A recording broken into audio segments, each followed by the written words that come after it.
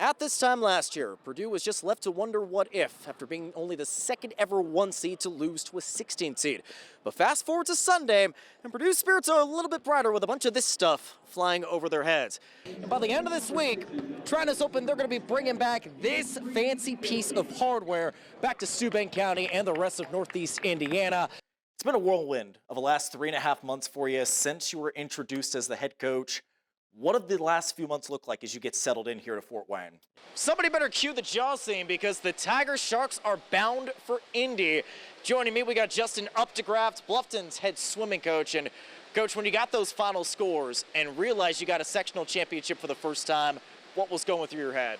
On Thursday, a few dozen area athletes are going to prove they have what it takes to play with the Fort Wayne champs, the TBT squad, representing Fort Wayne for $1 million. But we're going to make this trial a little bit simpler. I am going to be trying out for the Fort Wayne champs later on today. We've got our guy, Kevin Bloom of Optimum Performance Sports, going to walk me through a few drills and see if I have what it takes to help the champs win $1 million later this summer. We need one.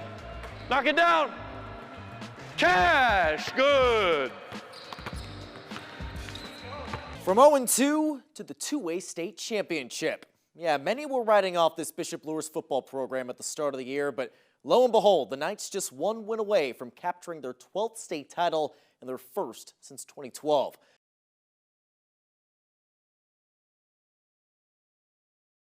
Jake Johnson's going to head this one forward to Nolan Volkin.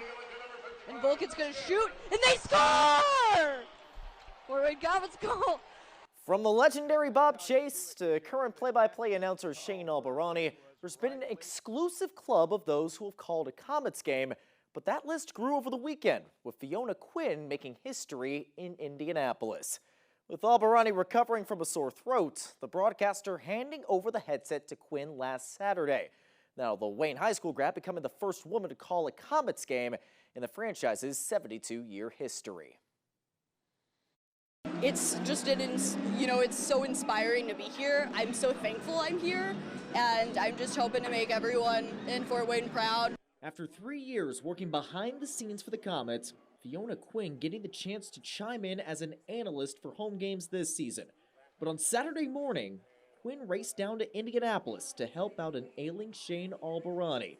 Quinn would handle the play-by-play duties, with Albarani helping out as the color commentator. I was still feeling all the nerves, but I felt confident, and I knew that my man beside me, my color guy, was confident in me, and that was incredible. Now, you may call it beginner's luck, but Quinn had a front row seat to calling the rare goalie fight. And the linesmen are going to let him go! But Brent Brochu! Driscoll wanted it, and Driscoll got it, and Brent Brochu! I was here when Ryan Fanti got into a fight against Wheeling, and just the energy in the broadcast booth then was incredible, and I wanted to bring more energy, just like what was out on the ice, into the booth and into the game. Yes, it was one game, but Quinn is humbled by the heartwarming support from fans. You know, honestly, like Comets fans, I've been one myself. I am one myself, and so just to have those people in my corner and say, you know what, yeah, we're proud of this, and we're proud of you. It's amazing. I love to see it. Along with her work with the Comets, Quinn is in the middle of her freshman year at Indiana Tech. You can also hear the rising star on Wednesday nights calling high school hockey games at the Ice House. His name is etched along Blackhawk Christian's basketball court. The state championship banners hanging along the walls. Yeah, there's no doubt that Mark Davidson set the standard for a winning basketball program here in Northeast Indiana, but Davidson's legacy going well beyond the basketball court as the coach showed tremendous courage in the face of a terminal cancer. Despite passing away over a year ago, Davidson's legacy is carrying on thanks to the help of a newly published memoir. There have been hundreds of people in Indiana basketball who've raised the level in high school basketball gyms, but he's the only one who took it down to stone silence with everyone still paying attention. Mark Davidson was in the late stages of his cancer battle in the spring of 2022, stepping down as Blackhawk Christian's head coach. That's when former Journal-Gazette writer Blake Sebring approached the coach with an idea. At the end, I says, did you ever think about doing a book?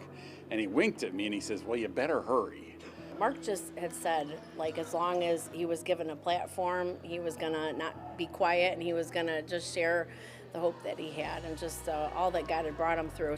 Over the course of 7 weeks, Blake sat down with Mark and his wife Lisa, going over everything from basketball, life, and their faith. We just had fun. I mean, it was fun reminiscing for, I think, Mark and Lisa and talking about various religious topics and things. And the whole goal was to just let Mark's message live on and reach more people. It was hard because we knew what was going to happen. I mean, Mark knew, and Mark leaned into it.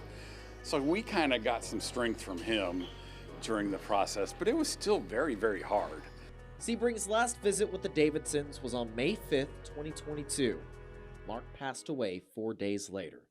Despite that, Sebring cementing the late coach's legacy with a memoir titled Brave at Heart. Within these pages are Mark and Lisa's conversations with Sebring, along with words from other friends and family who were loved by Mark. When I hear people say that they hear his voice when he's talking, because Mark's just Mark, it's he talks real raw and just he's him and he's not going to put on airs, and I love that, and that comes through in the book, that it was that conversation that we were having with Blake. And so yeah, it is really awesome to hear his voice when you read. I think his legacy is going to last. It'll give people a tool that they can read and use, and it's also going to be for Mark's family that years from now they can still hear his voice. I mean, his grandson was born after Mark passed. This will be the way that the grandchildren can get to know their grandfathers too. I just want people to take away, like, look at what God did with someone who loved basketball, the game of basketball. Like, he used his gifts and the things that God made him passionate about, and look at how it has impacted so many people. It's just amazing. And so that's a message for all of us. We're all created differently with different gifts and passions, and so God can use each of us that same way. Entering this week, Brave at Heart is listed as a top seller in the basketball coaching category on Amazon. Along with that, Lisa and Blake being flooded with warm reception from those who have already bought the book. To find out how you can get a copy of this, you can find those details on the Wayne.com sports page.